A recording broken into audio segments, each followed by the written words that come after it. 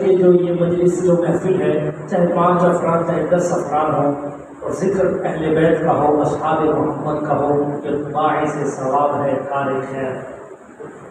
اسی لیے زیادہ اداس ہونے کی ضرورت نہیں، آپ اپنے مرجھائے ہوئے چہروں کو مسکرانے کے اندر تبدیل کیجیے۔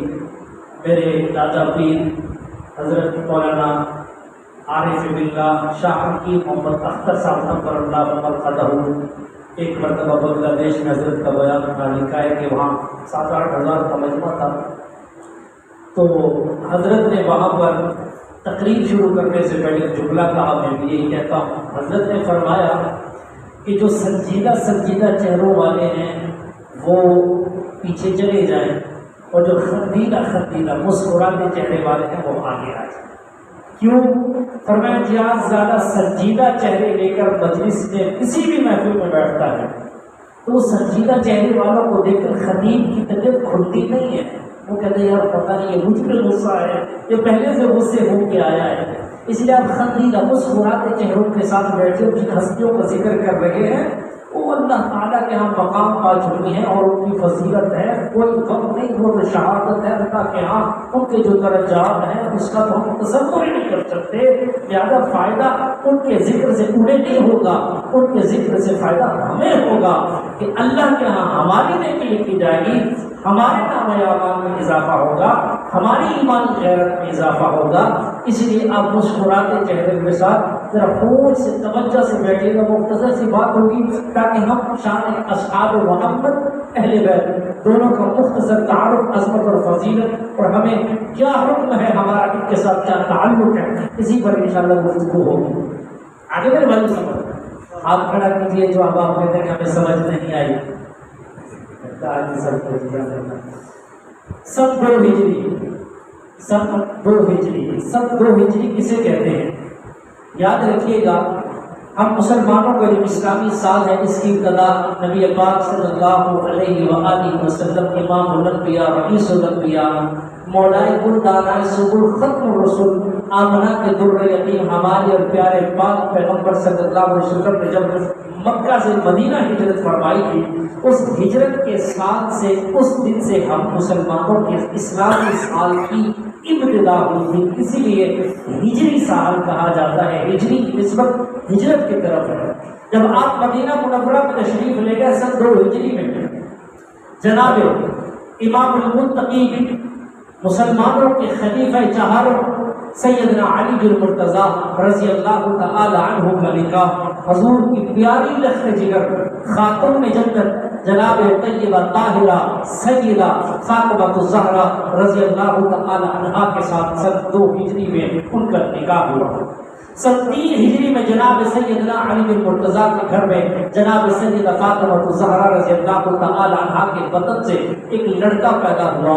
حضرت علی المرتضیٰ اسے لے کر خوشی خوشی آقا کی خدمت میں گئے اور گود میں بچہ رکھا۔ رسول اللہ میرے پاس آقا ایک بیٹا پیدا ہوا ہے۔ آپ نے فرمایا خوش ہوئے، نام کیا رکھا؟ یا رسول اللہ میں نے نام اس کا حرب رکھا ہے۔ حرب کا معنی جنگجو ہوتا ہے۔ حضرت علی المرتضیٰ نے حرب اس لیے نام رکھا کیونکہ خود شجاعت کے پیکر تھے اور خود بہادری کی جھنڈے گاڑنے والے تھے، کبھی میدان جنگ سے قدم ڈگمگایا نہیں تھا، اسی لیے شوق میں اپنے بیٹے کا نام حرب رکھا جس کا مطلب جنگجو ہے۔ آقا نے فرمایا نہیں، میرا یہ بیٹا حرب نہیں، اس کا نام حسن ہے۔ آپ نے اپنی زبان حسن کے منہ میں لے کر اسے گھٹی دی، نام حسن رکھا، دائیں کان میں اذان دی، بائیں میں اقامت کہی، پھر آپ نے دعائے خیر کی، 7ویں دن نام تجویز فرما دیا، حسن رکھ کے دعائے خیر 7ویں دن کی۔ پھر سن 4 ہجری میں ایک اور بیٹا پیدا ہوا۔ علی المرتضیٰ کو بیٹا لے کر رسول اللہ کی خدمت میں حاضر ہوئے، اللہ نے ایک اور بیٹا دیا، خوش ہوئے آقا، بہت خوش ہوئے۔ علی نام کیا رکھا؟ یا رسول اللہ اس کا نام حرب رکھا ہے۔ آپ نے فرمایا نہیں، اس کا نام حسین ہے۔ پھر آپ نے گھٹی دی، زبان چسوائی، اذان دی، تکبیر دی، پھر آپ نے فرمایا اللہ نے یہ نام حسن اور حسین میرے بیٹوں کے لیے آسمان میں چھپا کے رکھے تھے. آج سے تخلیق آدم سے لے کر آج تک کسی کا نام اس روئے زمین پر حسن حسین نہیں رکھا گیا. آج پہلی مرتبہ میرے ان بیٹوں کا نام حسن اور حسین اللہ نے عرشوں سے اتارا. یہ تو ہونے بعد آپ کی ولادت. اور پھر بچپن میں دنیا کے اندر قانون ہے، ہر انسان کو اللہ نے حکم دیا، رسول اللہ نے حکم دیا، یہ کام کرو گے یہ اجر ملے گا، یوں محنت کرو گے اس کا پھل یوں ملے گا، یوں مشقت کرو گے، یوں آزمائشوں سے گزرو گے، اللہ کی طرف سے جزا ملے گی، ثمرہ ملے گا، پھل ملے گا جنت کی شکل میں، دنیا کے اندر فنا فنا انعامات کی شکل میں. واحد کائنات کے اندر دو شخصیات ایسی ہے جو حسن اور حسین، جنہیں حسنین کریمین کہا جاتا ہے رضی اللہ تعالی عنہما، جن کو بچپن میں ابھی انہوں نے کوئی کام نہیں کیا، کوئی محنت نہیں کی، کوئی مشقت نہیں اٹھائی، کوئی آزمائش نہیں آئی، بچپن میں آقا نے فرما دیا کہ یہ دونوں میرے بیٹے، یہ دونوں میرے پھول، یہ دونوں میری بیٹے جگر کے نور نظر، یہ نوجوانوں کے جنت کے اندر سردار ہوتے ہیں. کچھ نہیں کیا، فضیلت عطا کر دی ہے. مسجد میں آپ تشریف فرما ہے، خطبہ کا ٹائم ہے، جمعہ کا خطبہ ہے. بڑے حسن چھوٹے حسین اپنے قد سے بڑے جبے سرخ بھاری دار حدیث میں آتا ہے پہلے وہ مسجد میں آ رہے ہیں اور وہ سوٹ اتنا لمبا ہے کرتا کے قدموں میں اڑتا ہے، کبھی وہ گرتے ہیں پھر اڑتے ہیں پھر گرتے ہیں. آقا دیکھ رہے ہیں، آپ سے یہ گرنا برداشت نہ ہوا، خطبہ چھوڑ کر منبر سے اتر کر جا کر ان دونوں شہزادوں کو گود میں بٹھا کر حسن کو یوں دائیں طرف حسین کو بائیں طرف، پھر آپ نے پھولوں کی طرح آپ سونکھا کرتے تھے ان کے بالوں کو، ہاتھ پھیر کر کہا انما اموالکم واولادکم فتنہ. اللہ نے سچ فرمایا ہے، مال اور اولاد یہ انسان کے لیے آزمائش ہوتی ہے. پھر آپ نے تب وہاں منبر پر فرمایا تھا میرے یہ لخت جگر گر رہے تھے، حالانکہ کہاں سے گر رہے، زمین سے زمین پر، لیکن ورنہ مجھ محمد سے برداشت نہ ہوا. تب آپ نے ارشاد فرمایا کہ یہ میرے دونوں بیٹے جنت میں نوجوانوں کے سردار ہوں گے. پھر آپ نے فرمایا یہ میرے جنت کے پھول ہیں، ان دونوں سے مجھے جنت کے پھولوں کی خوشبو آتی ہے. سبحان اللہ. پھر اس کے بعد اصحاب محمد ایک مرتبہ آپ گھر سے گلی کے اندر سے گزر رہے ہیں، جناب سیدہ فاطمہ الزہرا رضی اللہ تعالی عنہا کے ہاں دونوں بیٹے دونوں شہزادوں کے رونے کی آواز آئی. آقا تشریف لے کے جلدی جلدی اپنی بیٹی کی طرف جا کر کہا فاطمہ تجھے میں نے کتنی مرتبہ منع کیا ہے میرے ان دو بیٹوں کو رلایا مت کر، کیونکہ جب یہ روتے ہیں محمد سے ہنسا نہیں جاتا. یہ فضیلت ہے، یہ حقیقت ہے. اہل بیت کسے کہتے ہیں؟ رسول اللہ صلی اللہ علیہ وآلہ وسلم 11 ازواج ہیں، 11 بیویاں امہات المؤمنین جنہیں کہا جاتا ہے اہل بیت میں شامل ہے قرآن کی زبان سے. اور جناب سیدنا حسن، جناب امام حسین، امام حسن، جناب سیدہ فاطمہ الزہرا اور آپ کی بیٹیاں یہ حضور کی زبان سے اہل بیت میں شامل ہیں. جناب علی المرتضیٰ رضی اللہ تعالی عنہ بھی حضور کی زبان مبارک سے اہل بیت میں شامل ہیں. قرآن کی زبان میں آپ کی ازواج بھی شامل ہیں. انما یرید اللہ لیذھب عنکم الرجس اہل البیت. 3 مرتبہ قرآن میں اہل بیت کا لفظ آیا ہے، اور یہ اہل بیت یہ مسلمانوں کے ایمان کا جز ہے. یہ اسی طرح پاک ہے، اسی طرح پاک ہے، اور یہ پاک تن ہے اور سب تن پاک ہے. اور ان کے ساتھ ایمانی رشتہ اور اس میں کمزوری کا آ جانا، اس میں شک و شبہ کا آ جانا، اس میں خوف اور حسد اور نفرت کا آ جانا، یہ انسان کے بے ایمان ہونے کی نشانی ہے. اس کا ایمان کامل نہیں، کامل کیا بلکہ وہ مسلمان ہی نہیں ہے. اہل بیت سے بغض رکھنا، اہل بیت سے نفرت رکھنا، اہل بیت سے عداوت رکھنا، اہل بیت سے کسی قسم کی کوئی بھی انسان قسم اٹھا رکھے وہ ایمان کا کامل بھی نہیں ہے بلکہ مسلمان ہی نہیں ہے. جس طرح اصحاب محمد انسان کے ایمان کا جز ہے، اہل بیت بھی مسلمانوں کے ایمان کا جز ہے. ہم لوگ اہل سنت والجماعت کہلاتے ہیں. کیوں؟ علماء نے کہا ہے ہم لوگوں کا ایک ہاتھ اصحاب محمد کے دامن میں ہے اور دوسرے ہاتھ میں اہل بیت کا دامن ہم نے پکڑا ہے۔ اگر ہم اصحاب محمد کے دامن سے ہاتھ کو کھینچتے ہیں ہم رافضی بن جائیں گے، اور اہل بیت کے دامن سے ہاتھ کھینچ لیں گے ہم خارجی بن جائیں گے۔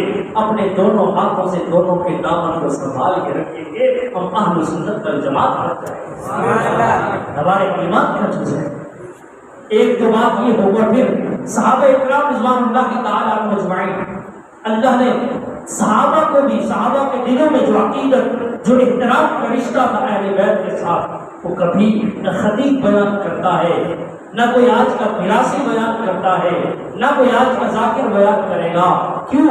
کیونکہ اگر اہل بیت کا صحابہ کے ساتھ تعلق بیان کیا جائے، آج جتنا بڑا فتنہ ہے، کوئی بھی کسی قسم کا فرقہ واریت ہے، اس کے سب دروازے بند ہو جائیں گے، لیکن وہ کبھی لوگوں کو حقیقت نہیں بتائیں گے کہ اہل بیت، خاص کر ان دو شہزادوں کا اور اہل بیت کا اصحاب محمد سے کیا تعلق تھا، کیا عمر تھی۔ جب حضور صلی اللہ علیہ وسلم 10 ہجری میں آقا کا انتقال ہوتا ہے، حضرت حسن کی عمر 8 سال ہے، حضرت حسین کی عمر 7 سال ہے۔ 7 اور 8 سال کی عمر میں آقا دنیا سے تشریف لے گئے۔ اس کے بعد کی زندگی 53 یا 54 سال کی عمر ہے جب کربلا کا واقعہ آتا ہے۔ درمیان کی زندگی 45 سے 47 سال وہ تاریخ کا مورخ کہاں چھپا دیتا ہے، انہوں نے کہاں گزاری تھی، کیسے گزاری تھی۔ جناب سیدنا ابوبکر صدیق مسجد سے نماز جمعہ پڑھ کے جب امیر المومنین بن گئے، خلیفہ بن گئے، آقا دنیا سے تشریف لے گئے، تو حضرت ابوبکر صدیق جمعہ کی نماز پڑھ کے نکلتے ہیں، گلی کے اندر بچے کھڑے ہیں، کھیل رہے ہیں، انہی میں سے حسین کو آپ نے دیکھا، تو آپ حضرت ابوبکر صدیق نے دیکھا، حضرت علی بھی ساتھ ہے، عمر بھی ساتھ ہے، حضرت ابوبکر صدیق بھاگے انہیں پیار کرنے کے لیے، اور جب پکڑا چومنے لگے، حوصلہ دیا اپنی شانی پہ، بالوں پہ۔ علی نے کہا ابوبکر کیا ہوا، بھول تو نہیں ہے، جانتے ہو کس کا بیٹا ہے؟ فرمایا ہاں میں جانتا ہوں، یہ بیٹا تو تیرا ہے، اس میں خوشبو رسول اللہ کی ہے، سبحان اللہ، اسی لیے چوم رہا ہوں۔ حضرت ابو ہریرہ رضی اللہ تعالیٰ عنہ ایک مرتبہ جنازہ پڑھ کے حضرت امام حسن رضی اللہ عنہ کے ساتھ تشریف لا رہے ہیں، اور حضرت ابو ہریرہ بوڑھے ہو چکے ہیں، اور گرد و غبار مٹی کٹی ہوئی حضرت امام حسن کے پاؤں پہ لگی ہوئی ہے، جنازہ کا دور سے پڑھ کر آئے، پٹی لگی نا اس پہ، تو حضرت امام حسن تشریف فرما ہوئے، حضرت ابو ہریرہ نے اپنی پگڑی اتار کر یا رومال اتار کر آپ کی قدم کو صاف کرنے کے لیے بیٹھے کہ آپ میں مٹی لگی ہے۔ حضرت حسن کھڑے ہوئے، چچا جان آپ یہ کیا کر رہے ہیں، آپ ہم سے بڑے ہیں، آپ یہ کیا کر رہے ہیں؟ ہاں ہاں بیٹا بے شک میں بڑا ہوں، میں نے حضرت حسن نے کہا کہ ہمارے نانا نے کہا کہ علماء کی تعظیم کرو، بڑوں کی توقیر کرو، آپ یہ کیا کر رہے ہیں؟ حضرت ابو ہریرہ کی آنکھوں میں آنسو ہے، فرمایا ہاں ہاں پیارے، میں اسی تیرے نانے سے میں نے یہ بھی سنا ہے کہ میں ان حسن حسین سے محبت رکھتا ہوں، جو ان سے محبت رکھے گا اللہ ان سے محبت رکھے گا، میں اس سے محبت کروں گا، جو ان سے بغض رکھے گا اللہ اس سے نفرت بغض رکھے گا، اور محمد مجھ سے بغض رکھے گا، اور جو ان کی خدمت کرے گا، اسی لیے میں تیری خدمت کر رہا ہوں، اسی لیے میں اپنی محبت کا ثبوت دے رہا ہوں۔ ہمارے دلوں میں آپ کے لیے بڑا احترام اور عزت کا رشتہ ہے، یہ صحابہ کا ایک احترام کا رشتہ تھا۔ حضرت عمر فاروق اعظم کا واقعہ آپ نے کتنی بار سنا۔ ہمارے یہاں مسئلہ یہ ہے کہ ہم لوگ مسلمانوں کی نجات کا دار و مدار چلاتے ہیں، سیما نہیں ہے، مسلمانوں کی نجات کا دار و مدار سیما نہیں ہے، اعمال ہے۔ کیا مطلب؟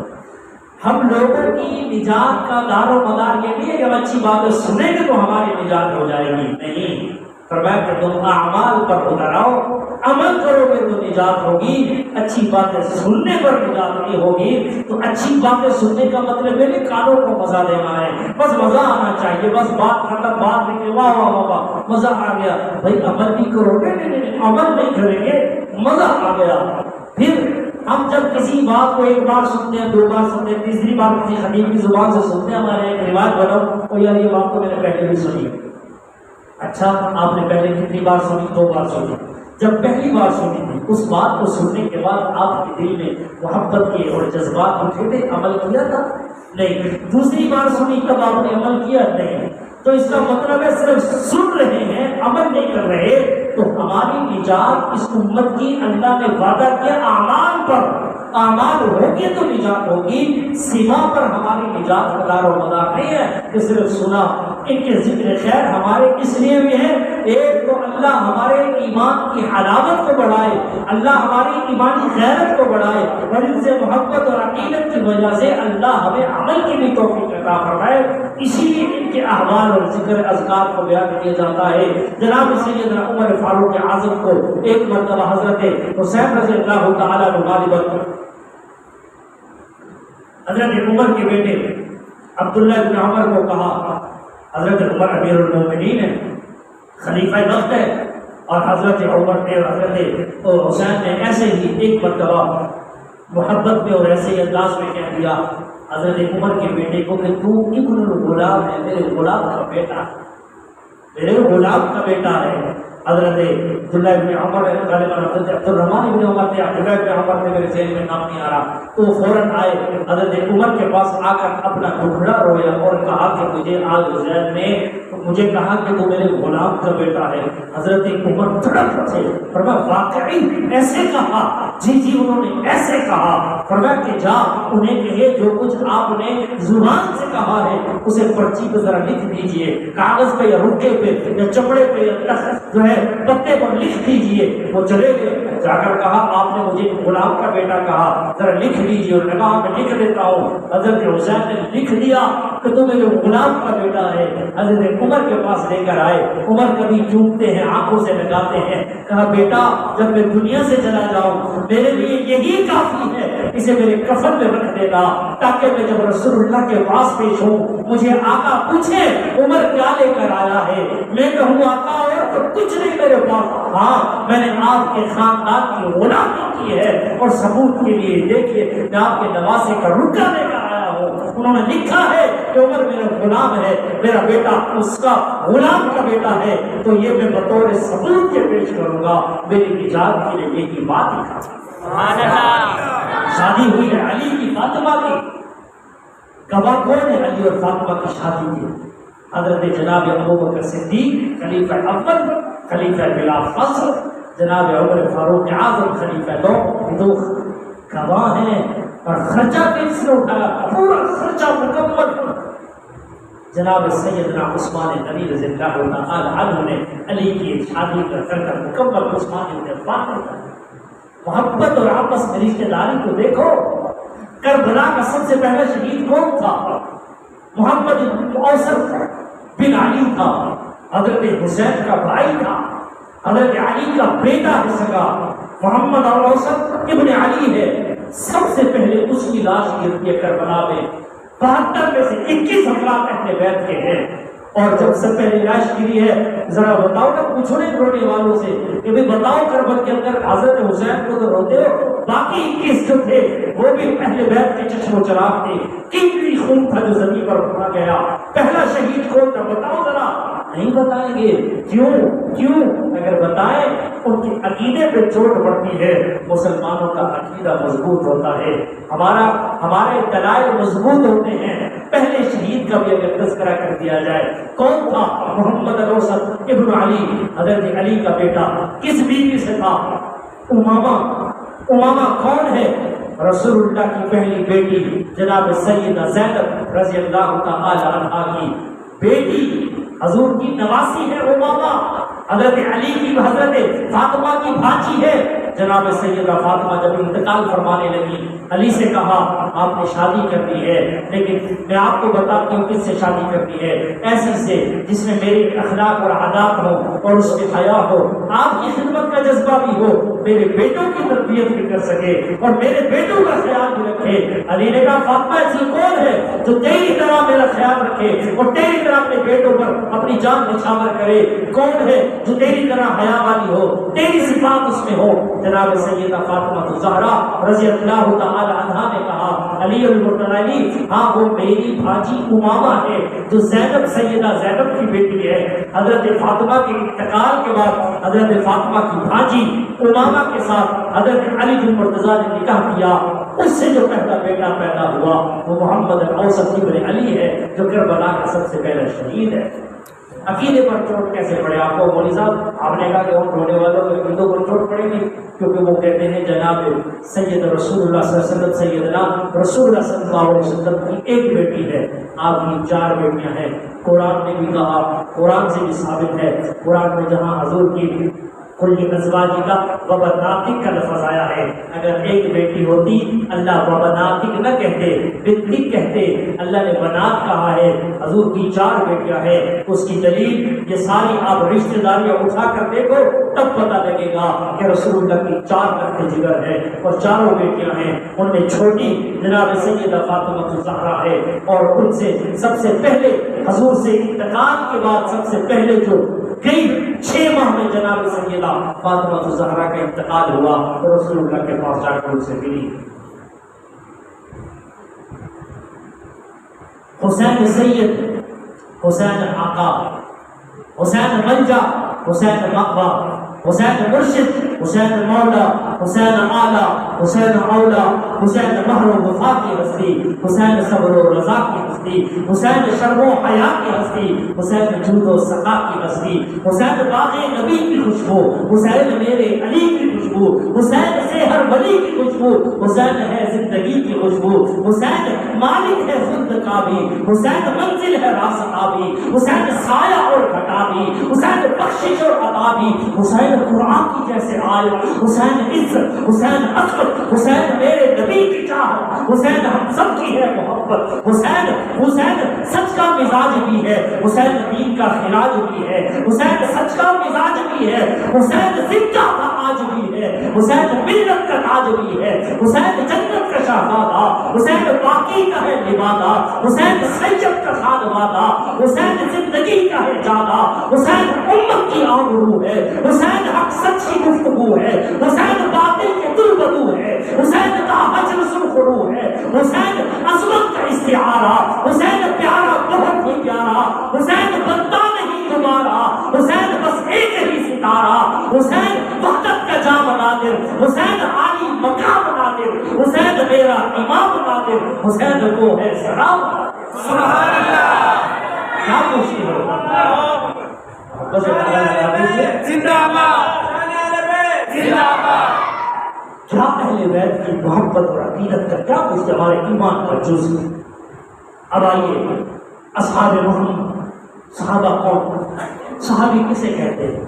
صحابی آسان سی بات، صحابی صحبت سے ہے جس نے آقا نامدار صدر کائنات امام الانبیاء محمد مصطفیٰ صلی اللہ علیہ وسلم کی صحبت میں بیٹھا، آپ کی صحبت اٹھائی ہے، صحبت میں بیٹھا ہے، تربیت اپنی کروائی ہے، اسے صحابی کہتے ہیں۔ پوری دنیا کے اولیاء، مدب، ابدال، محدث، مفسر، محقق، مفکر مل کر ایک حضرت بلال کی قدموں کی دھول کے برابر بھی۔ کیوں؟ بلال کے اعمال زیادہ نہیں، فضیلت ہے، تعجب گزار ہے، یا وہ ہے یا وہ ہے، مطلب یہ ہے کہ اعمال کی بدولت کی وجہ سے صحابہ کو عصمت نہیں ہے۔ صحابہ کا تو امتیاز کہ انہوں نے نبی کی صحبت اٹھائی، انہوں نے حضور کو اشہد ان محمد رسول اللہ، جب بلال نے کہا نا اشہد ان محمد رسول اللہ، تب بلال نے اس نگاہوں سے محمد کے چہرے کو دیکھا۔ یہ عظمت ہے۔ صحابی کو بھوک لگی، حضور وضو فرما رہے ہیں، بھاگتے ہوئے آئے، حضور کو دیکھنے لگ گئے۔ آپ نے کیا ہوا؟ کہ یا رسول اللہ گھر میں دل نہیں لگتا، بھوک ستاتی ہے، پیاس ستاتی ہے، آپ کے چہرے کے دیدار کر لیتے ہیں، بھوک اور پیاس ختم ہوتا ہے۔ سبحان اللہ۔ دشمنوں سے جنگ ہے، دشمنوں سے جنگ ہے، کفار نے جاسوس کو بھیجا، چہرہ بھیس بدل کر جا دیکھ مسلمان کیا کر رہے ہیں۔ مسلمانوں کے میدان جو ہے لشکر میں گھس گیا، مسلمان صحابہ کیا کر رہے ہیں؟ حضور وضو فرماتے ہیں، آپ کے وضو کا پانی نیچے نہیں گرتا، صحابہ ہاتھوں میں لیتے ہیں، مرتے ہیں، پیتے ہیں، سر پہ ڈالتے ہیں، آپ کا لعاب پھینکتے ہیں، آپ صحابہ کی نہیں دیتے، اٹھاتے ہیں، اپنے ہاتھوں پہ بنتے ہیں۔ اس نے جاسوس نے دیکھا، جا کر اپنے لشکر والوں سے کہا، اپنے قائد سربسالات سے کہا، بہتری چاہتے ہو بھاگو یہاں سے، یہ جب تم جیت نہیں سکتے، یہ کیسے؟ اب جو تجھے بھیجا جا کر معلومات لے، جاسوسی کر، تو آ کر ہمیں ڈرا رہا ہے، ان کی سائڈ اور میرا فیور کر رہا ہے۔ اس نے کہا بات یہ ہے میں جو منظر دیکھ کے آیا ہوں تم سن نہیں سکتے، وہ میں یہ دیکھ کے آیا ہوں اس نبی کے ماننے والے، اس کے وفادار، اس کے حبیدار، اس کے جانثار، اس کے تابعدار وہ ایسے ہیں جو اپنے نبی کا لعاب خون زمین پر نہیں گرنے دیتے، وہ اپنے نبی کا خون زمین پر کیسے گرتے ہیں؟ سبحان اللہ،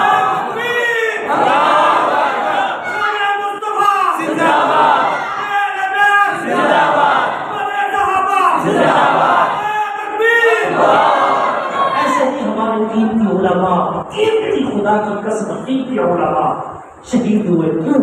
صحابہ کرام رضوان اللہ تعالی علیہم کے تذکرے کرتے کرتے کسی کا خون لاہور کی ہائی کورٹ میں بڑھا ہے، کسی کا خون جھنگ کی سرزمین میں بڑھا ہے، کسی کی خون کی گواہی کراچی کی گلیاں سڑکیں نشتر پار کرے گا، کسی کی خون کی گواہی محلہ رشید آباد ملتان دے گا، کسی کی خون کی جگہ کی گواہی، شہادت کی گواہی آپ جا کر تو دیکھو خیر پور سندھ کی زمین دے گی، اسلام آباد کا موٹر پہ دے گا۔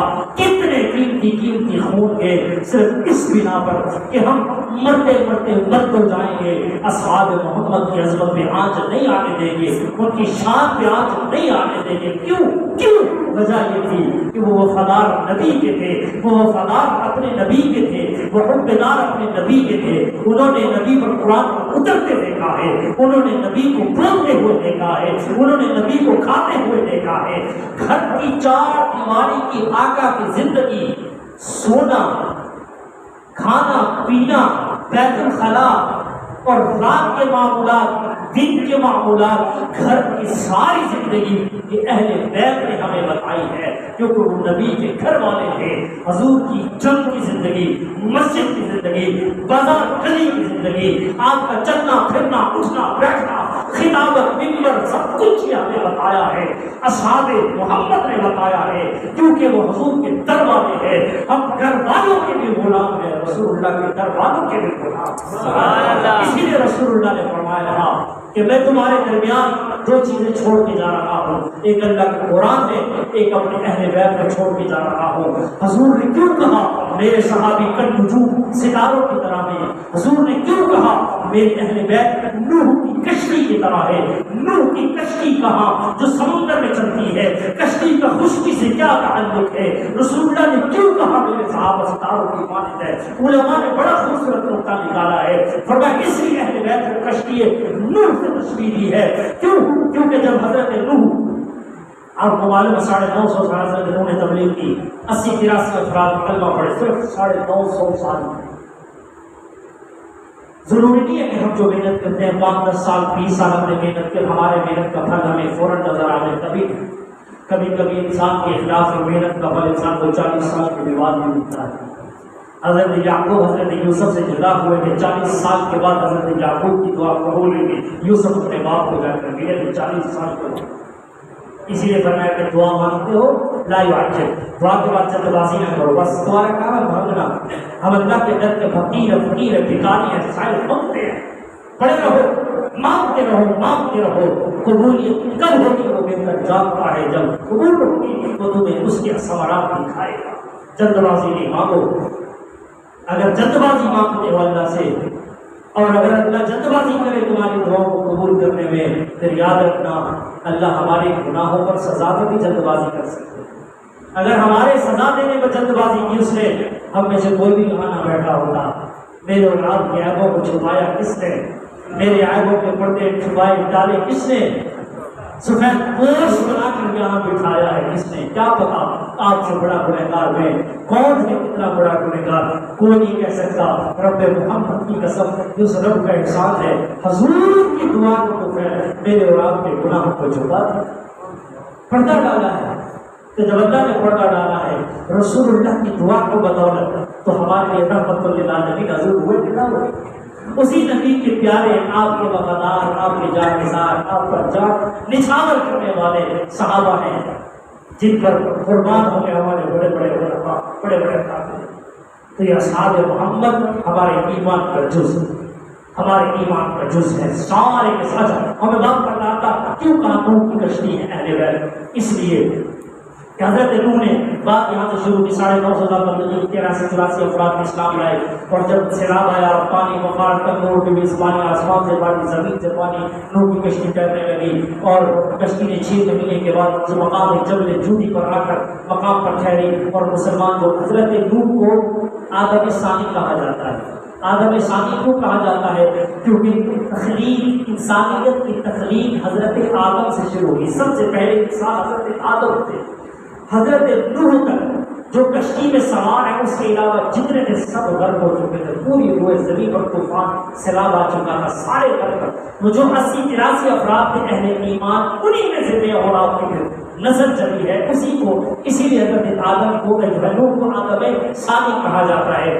تو ساری نسل ختم، اور فرمایا کہ اس لیے اس سے اچھا اہل بیت کو کشتی سے تشبیہ دی، کشتی تو چلتی ہے پانی میں، ہم رہتے ہیں خشکی میں، ایسے کہ نہیں ہے؟ تو خشکی سے تشبیہ اس لیے دی، کشتی سے فرمایا کہ تم خشکی میں ہو، لیکن تمہارے اندر بدعمالیوں کے سیلاب بھی ہیں، بدعات کے سیلاب بھی ہیں، رافضیت کا سیلاب بھی ہے، منکر حدیث کا سیلاب بھی ہے، قرآن کا انکار کرنے والوں کا سیلاب بھی ہے، رسول اللہ کی ختم نبوت کا انکار کرنے والوں کا سیلاب بھی ہے، بدعمالیوں کا سیلاب ہے، اور ہر قسم سے گمراہیوں کا سیلاب ہے۔ تو جب گمراہیوں کے، بدعمالیوں کے، بے راہ رویوں کے سیلاب آ جائیں، اہل بیت کی کشتی میں بیٹھ جاؤ۔ اچھا، اہل بیت کی کشتی میں بیٹھ گئے، راستہ کیسے تلاش کریں؟ فرمایا اصحابی جو میرے صحابہ ستاروں کی طرح ہیں، ستاروں پر لوگ جب سمندر میں سفر کرتے ہیں، بڑی عمر والے احباب جانتے ہوں گے، وہ سمندر میں دریاؤں میں سفر کرنے والے، ان کے پاس کوئی اس قسم کا چیز تو نہ ہوتی تھی، وہ صرف ستاروں سے اندازہ لگاتے تھے اب یہاں جانا ہے، یہ یہاں جانا ہے۔ فرمایا کہ تم اہل بیت کی کشتی میں ان بدعات اور گمراہیوں کے سیلاب سے بچنے کے لیے اہل بیت کی کشتی میں سوار ہو جاؤ، صحابہ ستارے ہیں، ان سے راستہ تلاش کرو، منزل پر پہنچ جاؤ گے، وہاں تمہیں محمد کھڑا ہوا ملے گا۔ تو اہل بیت کی کشتی ہم اس پر سوار ہونے کی آج ہمیں ضرورت ہے، تاکہ ہم فتنوں سے بچیں، سیلاب گمراہیوں سے بچیں، اور اصحاب محمد نبی کے گلشن کے باغ تھے میرے نبی کے صحابہ، ملائکہ سے حکم کہاں تھے میرے نبی کے صحابہ، علوم و تقویٰ کا گلستان تھے میرے نبی کے صحابہ، وفا و اخلاص کا نشان تھے میرے نبی کے صحابہ۔ ہاں، نبی کی باتوں پہ پختہ ایمان، نبی کی سنتوں سے عشق بے حد، نبی کے ہر حکم کی اذا تھے میرے نبی کے صحابہ۔ عرب و عجم کے عظیم فاتح، بلا کی جرت، سراب حکمت، خدائے خالق کا کارواں تھے میرے نبی کے صحابہ۔ فسوق و عصیاں سے سب کو نفرت، صلاح و داد کے سبھی خوگر، شرافتوں کا حسین جہاں تھے میرے نبی کے صحابہ۔ ستم شیعہ وفا، ستم ظریفی کے دور میں بھی نبی کے ہمراہ جمے رہے تھے، وفا شعاری کی داستان تھے میرے نبی کے صحابہ۔ ہاں، جو دین کی کرنیں بکھر رہی تھی تو اہل باطل سمٹ رہے تھے، جو دین کی کرنیں بکھر رہی تھی تو اہل باطل سمٹ رہے تھے، تبھی تو کفار پر گرا ہے میرے نبی کے صحابہ۔ تحفظ دین مصطفیٰ میں کٹا دی جانے، نہائے خون میں کتاب و سنت کے پاس باتیں میرے نبی کے صحابہ۔ خدا نے جن کے دلوں کو سینچا، نبی نے جن کی ہے تربیت کی، کمال کا بحر بے قرار تھے میرے نبی کے صحابہ۔ خدا نے دی ہے رضا کی نعمتیں، نبی نے جن کو کہا ہے تارے، جمیل عظمت کا آسمان تھے میرے نبی کے صحابہ۔ سبحان اللہ، تکبیر،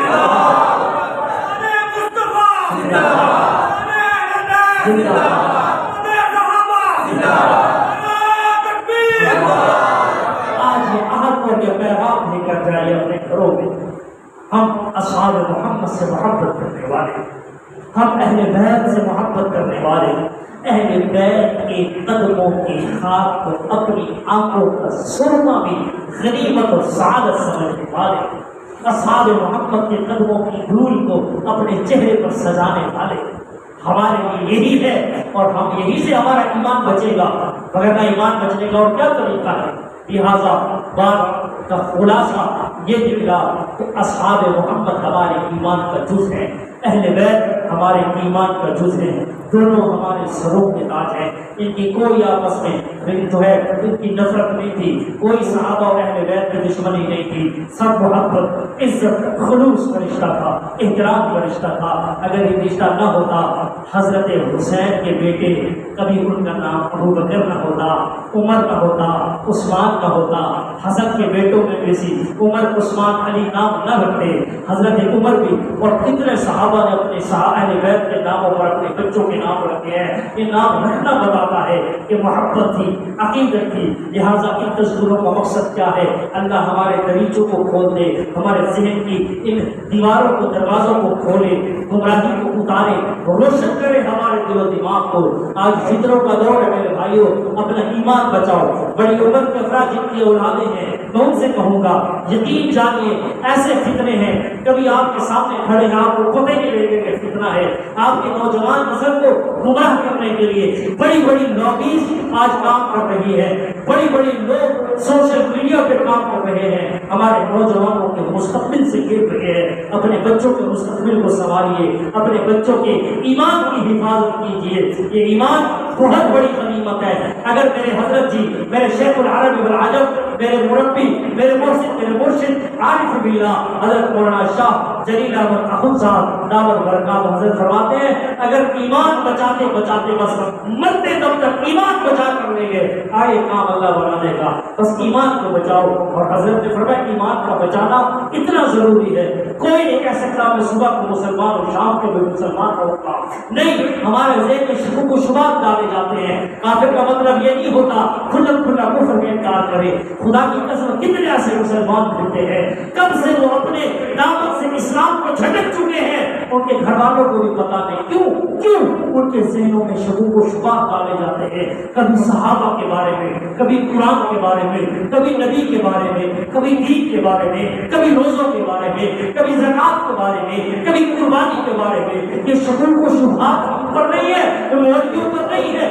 کسی ملا پر نہیں ہے، اسلام پر ہے۔ جو اسلام پر شک کرے گا اور جس اسلام کو اللہ نے فرمایا لا ریب فیہ، اس قرآن میں کوئی شک نہیں، قرآن اسلام قرآن سے تو نکلا ہے، اس کو اسلام میں شک نہیں، تو ہمیں اسلام کے بارے میں شکوک و شبہات ڈالے جاتے ہیں۔ کبھی ابو بکر کو برا کہا جاتا ہے، نعوذ باللہ، عمر کو، اصحاب محمد، امیر معاویہ کو برا کہا جاتا ہے، نوجوان کو پتا کچھ نہیں، ہم ان گمراہوں کے اندر ایسے پگھلتے جاتے ہیں اور پتہ ہی نہیں لگتا کب ہم اپنے دامن اسلام سے چھڑا بیٹھے، کب کہ ہم اسلام سے نکل چکے ہوئے پتہ ہی نہیں ہے۔ تو میرے شیخ حضرت فرماتے ہیں، شیخ جلیل احمد اخوند صاحب دامت برکات حضرت فرماتے ہیں کہ ایمان اتنا ضروری ہے۔ حضرت ایک واقعہ اللہ فرماتے ہیں، حضرت فرمایا ایک بزرگ بیٹھے ہیں اپنے دفتر میں اور ان کے مرید سامنے بیٹھے ہیں اور یہ حضرت دیوار کے ساتھ بیٹھے ہیں، سامنے دروازہ ہے۔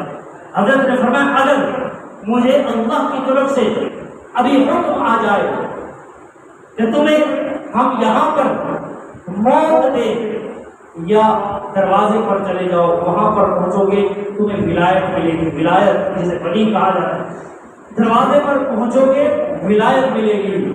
اگر یہیں پر بیٹھو گے ولایت ملنے کے بعد موت مانگتے ہو یا یہیں بیٹھے بیٹھے موت مانگو گے؟ اگر مجھے اللہ اختیار دے دے کہ میں یہیں بیٹھا ہوں جہاں اپنی جگہ پر، کہ تم یہاں پڑھنا چاہو گے یا دروازے تک پہنچ کر اگر تمہیں ولایت دے دوں، ولایت ملنے کے بعد پڑھنا چاہو گے، بتاؤ میں کیا اختیار کروں؟ مریدوں نے کہا حضرت سبحان اللہ، یہاں تو ویسے آپ پر جائیں گے، دروازے پر پہنچ جائیں گے، آپ کو ولایت بھی مل جائے گی۔ حضرت نے فرمایا نہیں، میں یہی پڑھنے کو ترجیح دوں گا۔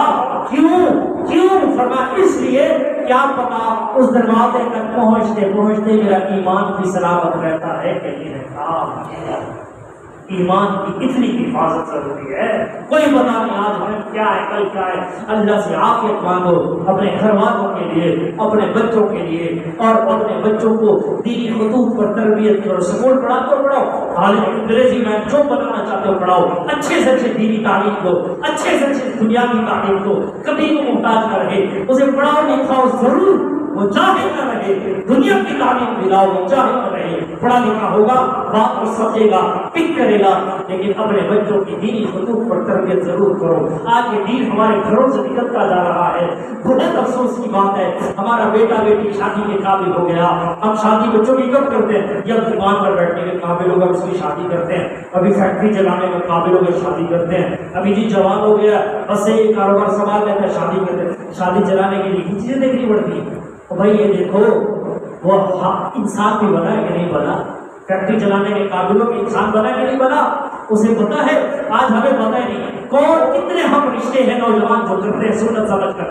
ہوس ہمارے ذہن میں ہوتی ہے، سنت تو بڑی دور کی بات ہے، وہ ہمارے ذہن میں ہوتی نہیں ہے، اسی لیے شادیوں کی بات کراتے نفرتیں اور ایک دوسرے سے لڑائی جھگڑے، رسپیکٹ نہ ہونا، عزت نہ ہونا، گالی گلوچ مار کوٹائی کیوں ہے؟ کیونکہ شادی کے وقت ہماری بنیاد ہی غلط رکھی گئی، ہمیں بتایا نہیں کیا کہ رسول اللہ کی سنت ہے، سنت کے فائدے ہیں، سنت میں یہ ثواب ہے، ہمارے ذہن میں ہوتی بھی ہم سے، ہم اسی بنیاد پر شادی کرتے ہیں، یہ جھگڑے نہ ہو تو اور کیا ہو، رسول اللہ کی سنت ناپید ہو چکی ہے۔ اور جب ہم بیٹے کی شادی کرتے ہیں، بیٹے کو بتاتے نہیں میری بیوی کی کیا حقوق ہے، بیٹی کی شادی کرتے ہیں، ماں باپ بیٹی کو بتاتے نہیں، بس یہی کہتے بیٹا بس اس کی فرما بردار بن کے رہنا، میری لاش وہاں سے آنی چاہیے، کیوں بھی لاش آنی چاہیے، آپ مارنے کے اپنی بیٹی کو وہاں بھیج رہے ہو کہ وہ مر گیا ہے، یہ کیسی بات ہے؟ آپ اپنی بیٹی کو دینی خطوط سے بتائیں، استعمال کیا، بیٹی تیرے خاوند ہے، تجھ پر یہ حق ہے، اگر تو اس کی عزت افزائی کرے گی، اس کی تابع داری کرے گی تو وہ احسان نہیں کرے گی، اللہ کا حکم ہے جو مان کرے، اس کے ذہن میں بٹھاؤ تو صحیح اللہ کا حکم ہے، اسے بتاؤ تو صحیح تیرے فرائض منصبی میں شامل ہے،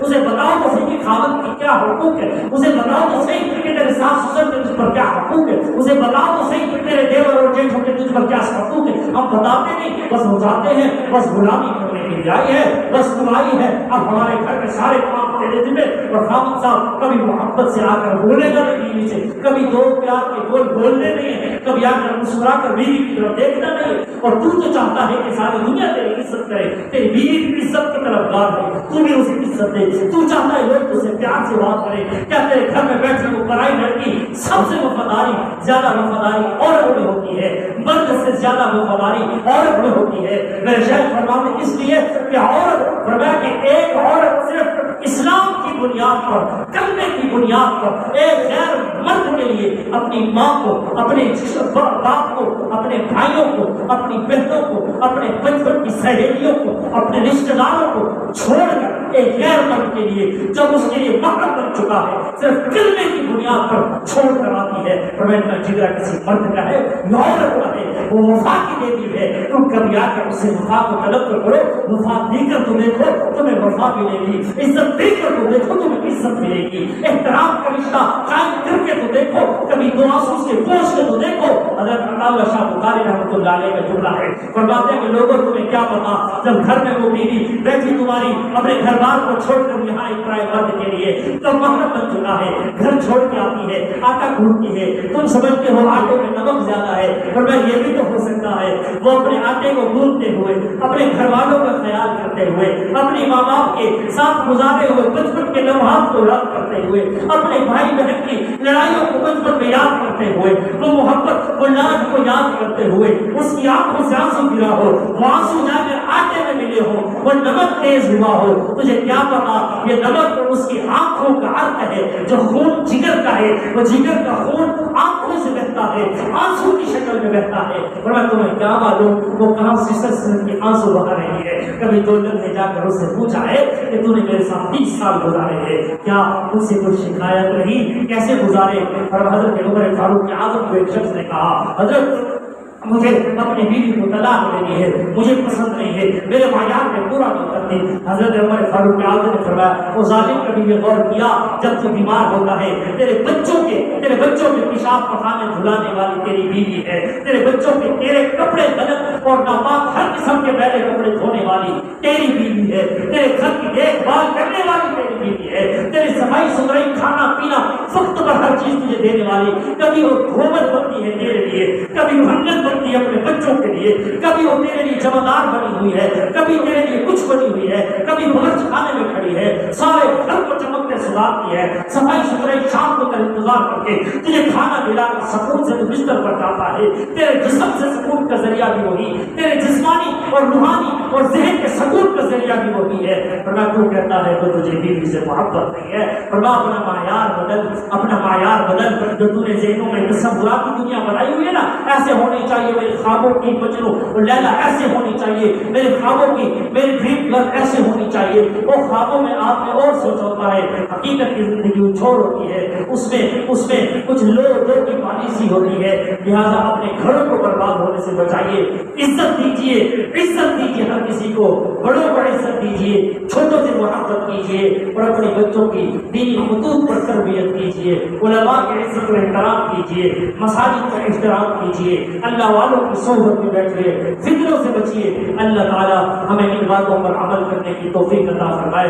وآخر دعوانا، اب جس کے جی میں آئے وہی پائے روشنی، ہم نے تو دل جلا کے سر عام رکھ دیا ہے۔ وآخر دعوانا الحمدللہ رب العالمین۔ اللہ تعالیٰ آپ لوگوں کا آنا، ہمارا کھانا بیٹھنا کھانا، حضرت بزرگوں کا اللہ ہمارے سروں پر سایہ قائم و دائم فرمائے، ان علماء کا، ان قرا کا جنہوں نے محنت کرتے کرتے یا آپ کے بچوں کے محسن ہے، میرے بھائی محسن، آپ ڈاکٹر کے پاس جاتے ہیں، آپ کا علاج کرتا ہے، پیسے لے کر علاج کر رہا ہے، اس نے آپ کی بیماری ٹھیک کی، آپ کا شکر گزار ہمارا محسن ہے اور زندگی